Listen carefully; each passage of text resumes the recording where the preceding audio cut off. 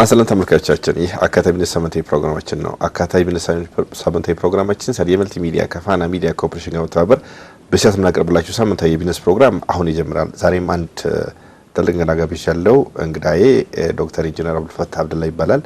ዶክተር ኢንጂነር አብዱልፈታህ አብደላ ወደ ጊዜን ሰውተ ለዚህ ፕሮግራም ቃል መጠይቅ ፍቃደኛ ስለሆንክ በሰፊ የፋና ሚዲያ ኮርፖሬሽን ተመልካቾች ስም እጅግ በምስጋና አቀርባለሁ። እኔም ስለጋበዛችሁኝ በጣም አመሰግናለሁ። መልካም እስቲ እንደው በጣም ወጣቱ አብዱልፈታህ ደግሞ ወደ 5 አመት ወደ 6 አመት ሆነ መለሰልና ስለ ትውልድ ስፍራህና እንደው ስለዚህ መሰል ጉዳዮች ሲናንሳሲ መነሻን ያው መነሻዬ አንድ ገጠር ከተማ ምናልባት ጥቁር የሆነች ስላፈሯ ጥቁር ነው፣ ጨለማ ነው፣ መብራት ያለበት ቦታ ነው። ይሄ ጦፈርዳ ይባላል። በብዛት ፈረስ ያለበት አካባቢ ነው። ለፈረስ የሚመች አካባቢ ነው። እዛ አካባቢ ነው የተወለድኩት። እስከ 5 አመት ያው እዛው ነው የኖርኩት።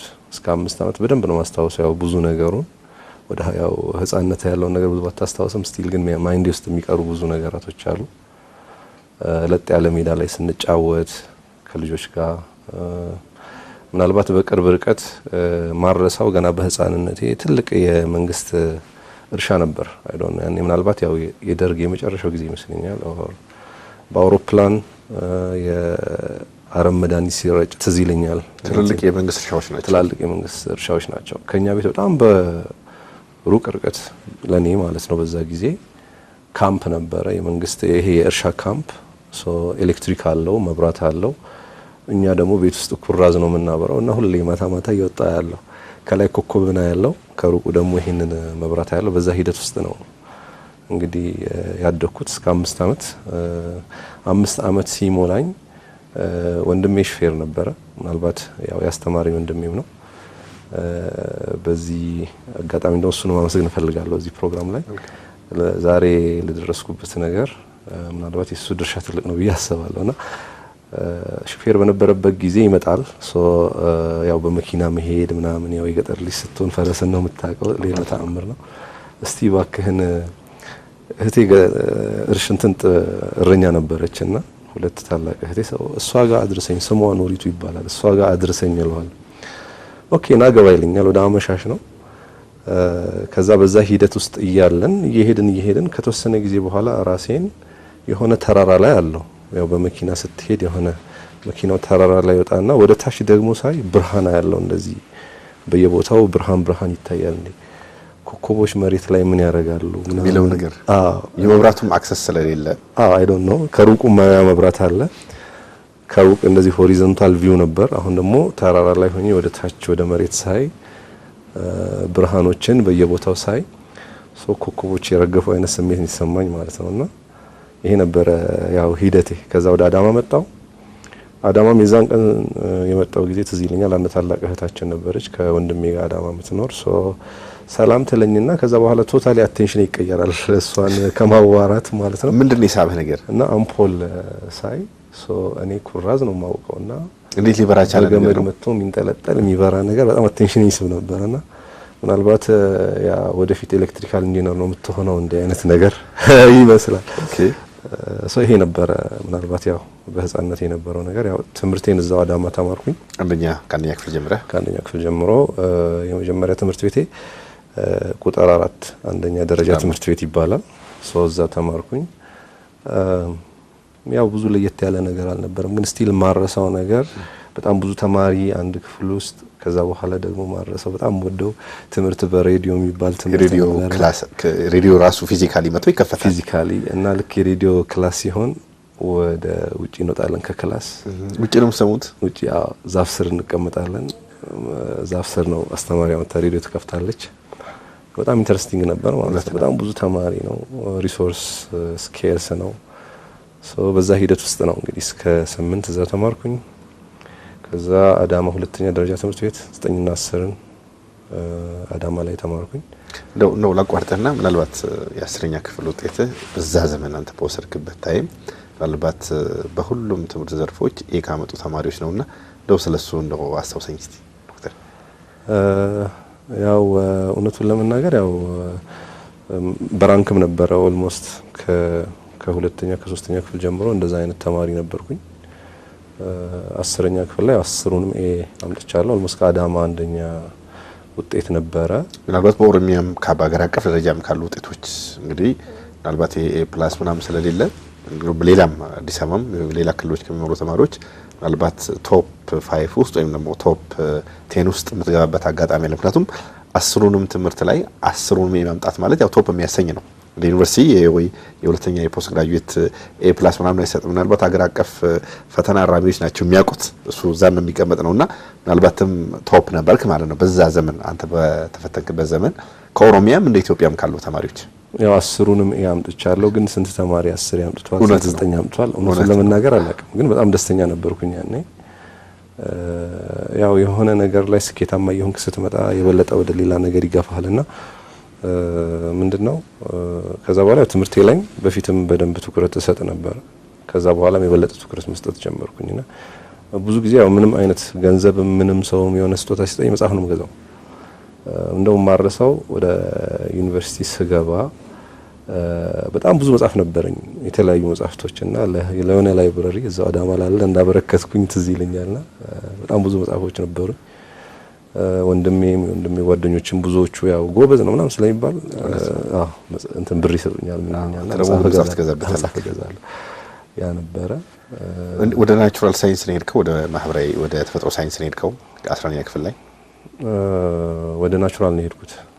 ያው ማትስ ላይ ጎበዝ ነኝ፣ ፊዚክስ ላይ፣ ሌላ ባዮሎጂ ምናምን የሚባለውም ላይ ጎበዝ ነኝ። ሶ ኦልሞስት ናቹራል ነው ተከትዬ ሄድኩት ማለት ነው። አይ ዶንት ኖ ለምንድን ነው ያው ትሬንዱም ይመስለኛል ያን ያላቀም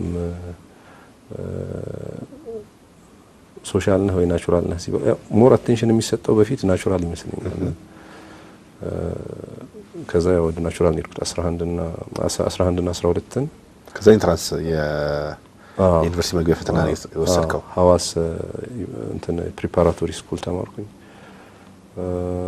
ኢንትራንስም ወስጄው ሰክሰስፉል ነበር ውጤቴ። ኦልሞስት ያኔ 421 ከ500 ነው ያመጣሁት። በጣም ትልቅ ውጤት ነው ያኔ።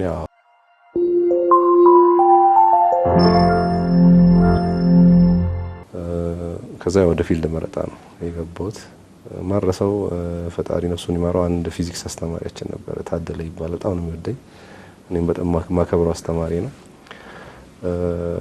እስቲ ምን ትመክረኛለህ? ምን ፊልድ ልምረጥ አልኩት። ያኔ ምንድነው አንተ ፊዚክስ ላይ ጎበዝ ነህና ኤሌክትሪካል ብትገባ ዩ ካን ኢንጆይ ታለኝ። ሶ ኤሌክትሪካል አፕላይ አረኩኝ። አዲስ አበባ ዩኒቨርሲቲ እና ጅማ ነበር የሞላሁት። ያው ጅማ ዩኒቨርሲቲ ደረሰኝ ማለት ነው። ሂደቱ ይሄን ይመስላል። ያው ምንድነው ብዙ ጊዜ እኛ ሀገር ስትማር ምን ስትልም ሰው ከህፃንነት ጀምሮ ጎል ሰጥቶ ምናምን አይደለም። ብዙ ጊዜ ያው ስትማር ወይ ያለብህን ችግር ሶልቭ ለማድረግ የተማረና ምን የተባለን ወድቆ አይርቅም ባለው ያ ሂደት ነበረ። ግን ሞር ወደ ቴክኖሎጂ ነው በጣም ብዙ ኢንተረስት ነበረኝ።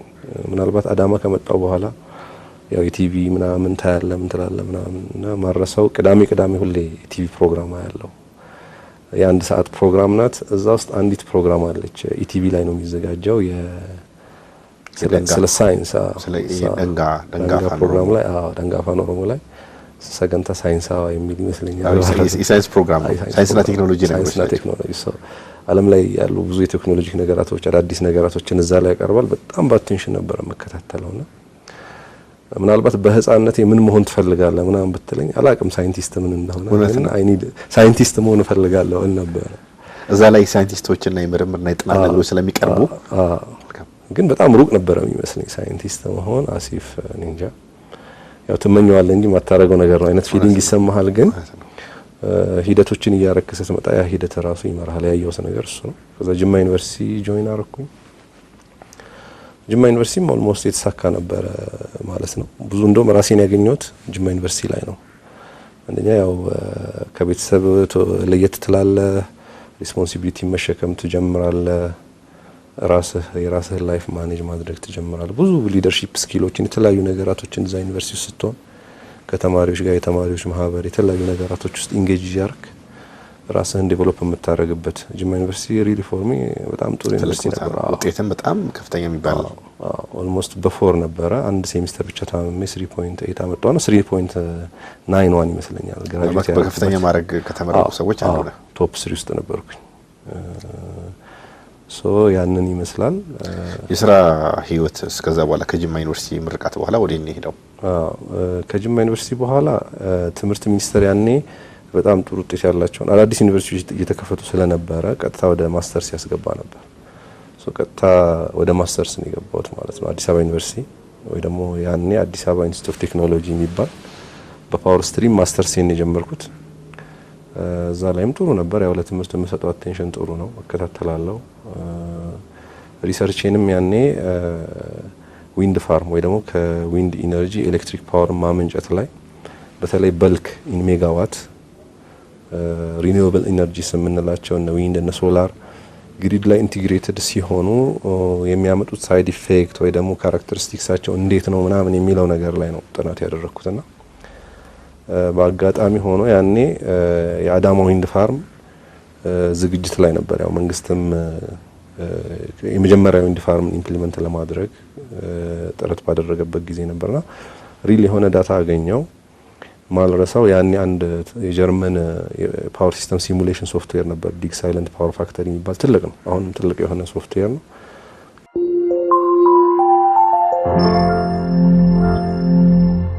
ያንን በአጋጣሚ ከሆነ ቦታ አገኘው። እነኚህ ነገራቶች ኢንቲግሬት አድርጌ በጣም ሪል የሆነ ሪሰርች ሰራው።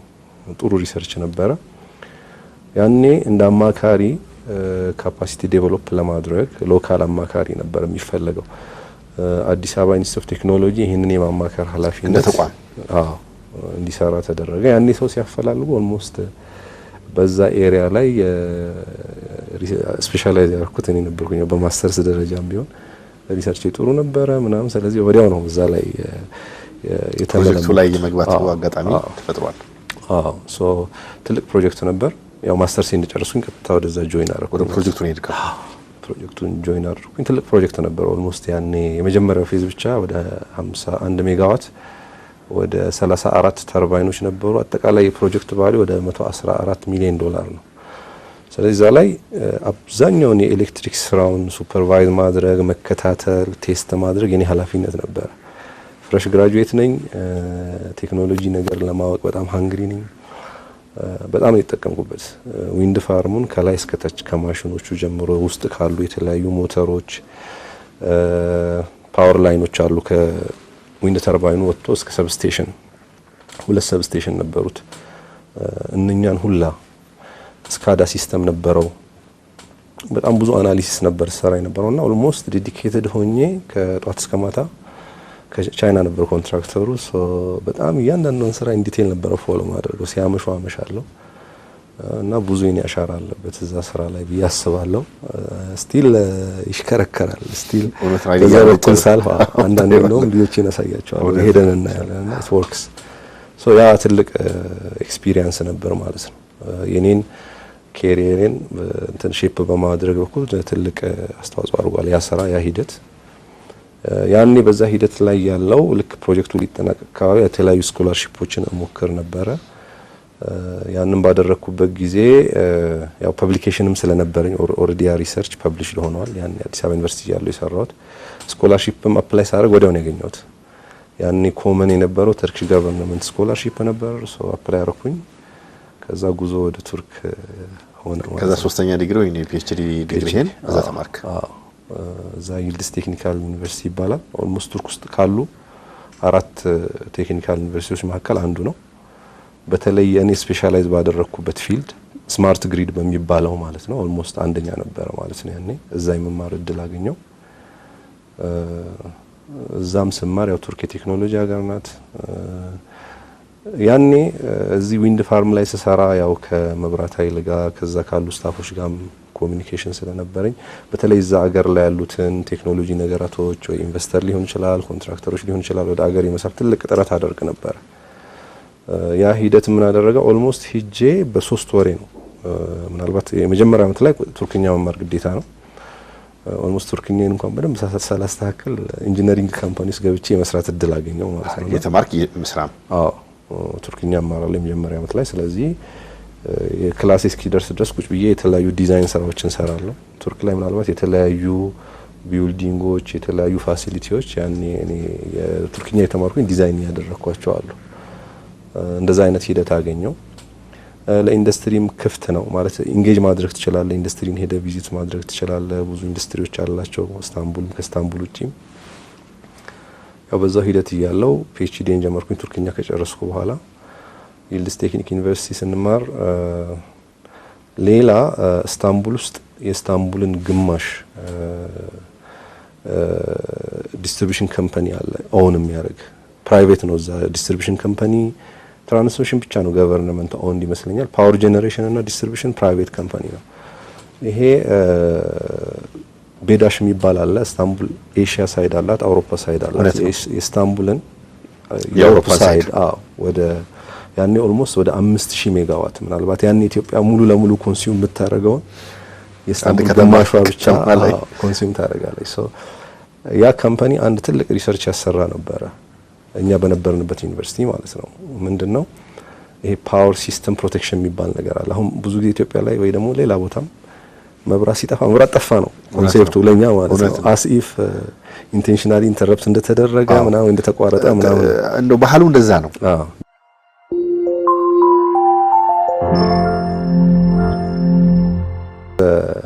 ኖርማል ፕሮሰስ ነው። ለምሳሌ መብራት ሲጠፋ ምን ማለት ነው ኮንሴፕቱ የሆነ ቦታ ላይ ፎልት ካለ አደጋ ሊያደርስ እሳት ሊያደርስ የሚችል ኮንዲሽን ካለ ያንን ፎልት እዛው ሎካላይዝ ለማድረግ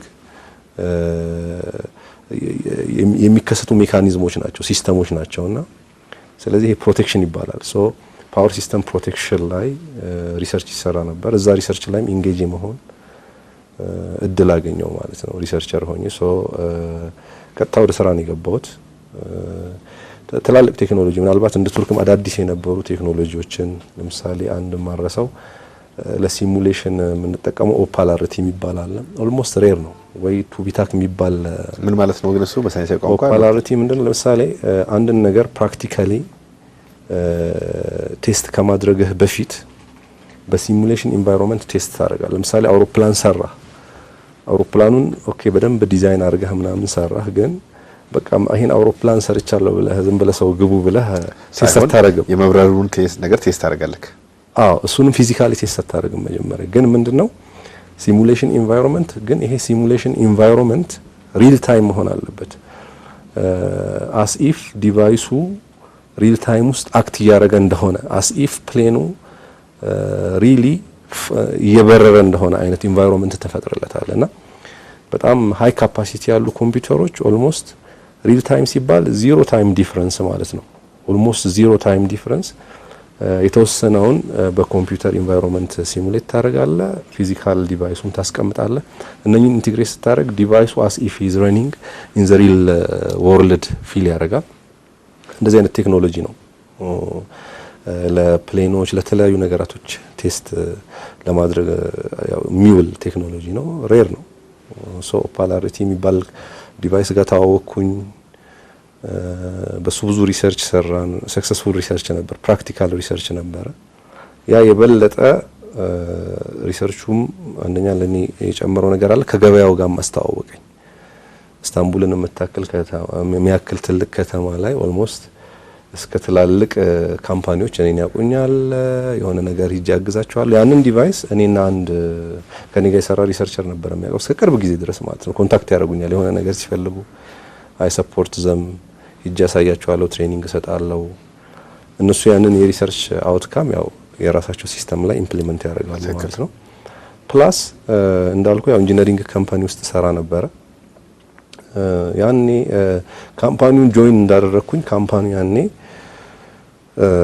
አንድ ቴንደር ጌብዜ ኦርጋናይዝ ኢንዱስትሪያል ዞን ይባላል ማለት ኢስታንቡል ሄደ ሰው ያውቃል።